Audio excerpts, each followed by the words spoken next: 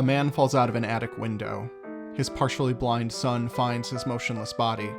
The boy calls out to his mother, who finds them and immediately calls the police. Upon examining the body during an autopsy, a head wound indicates blunt force trauma and is ruled suspicious. There is now a question that needs an answer. So begins Justine Trier's 2.5-hour investigation into the essence of truth. We are dropped into the life of this family on what at first feels like a normal day. Sandra, played by the magnificent Sandra Hüller, is being interviewed by a student.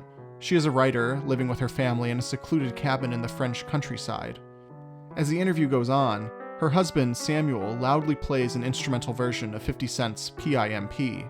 The song comes back on repeat, this time louder than before. Is Samuel simply ignorant to the interview happening below?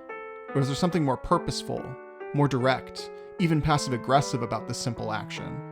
This scene is the drop in the water that sends its ripples across the entire film. After Samuel's unfortunate death, the most minute details of that afternoon affect each character and the trial that precedes it.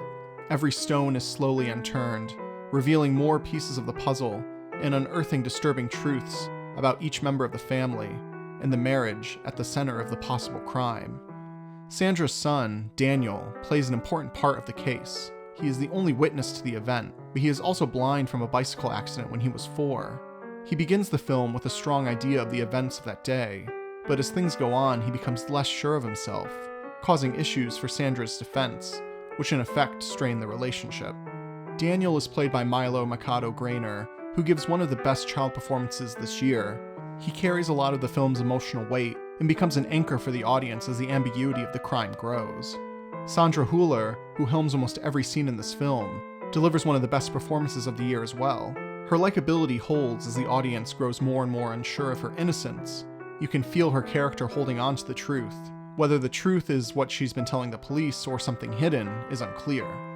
Ambiguity is the main theme of this film.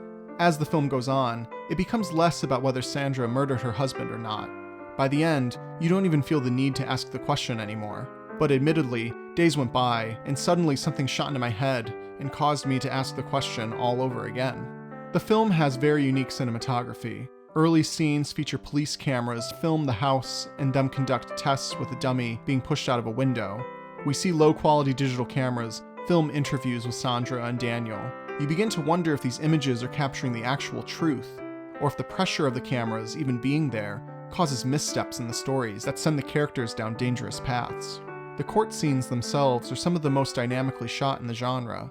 The camera feels like it's out of an action film.